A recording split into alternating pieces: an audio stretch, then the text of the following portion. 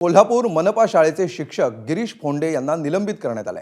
गिरीश फोंडे हे शक्तीपीठ महामार्ग विरोधी कृती समितीचे नेते आहेत। एकनाथ शिंदेंच्या दौऱ्यामध्ये ते कुणाल कामराचे व्हिडिओ लावणार होते अशीही माहिती आहे। सरकारी धोरणांविरोधात भूमिका घेतल्यामुळे त्यांना निलंबनाच्या कारवाईला सामोरं जावं लागलंय।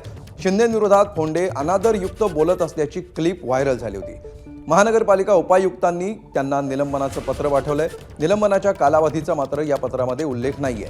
निलंबन काळामध्ये मनपा मुख्यालयामध्ये बोलावेन तेव्हा हजर राहण्याची सूचना देखील त्यांना करण्यात आलेली आहे। दुसरी नोकरी किंवा व्यवसाय करत नसल्याची दरमहा हमी सुद्धा त्यांना द्यावी लागणार आहे। मला कारणे दाखवा नोटीस न देताच निलंबित केल्याचा दावा दुसरीकडे फोंडे यांनी केलेला आहे।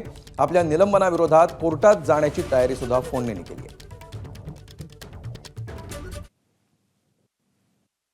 मी एक शिक्षक समाजातील संवेदनशील नागरिक या नात्याने या शेतकऱ्यांच्या आंदोलनाला पाठिंबा दिलेला आहे आणि त्याच्यामध्ये कोणतेही आक्षेपार्ह किंवा प्रक्षोभक वक्तव्य मी केलेलं नव्हतं।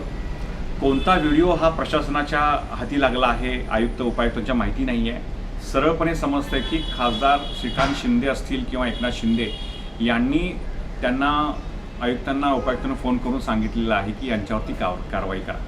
निलंबनाची कारवाई जी केलेली आहे सूडबुद्धीनं, राजकीय सूडबुद्धीनं, याचा फेरविचार व्हायला पाहिजे। एबीपी माझा, उघडा डोळे बघा नीट।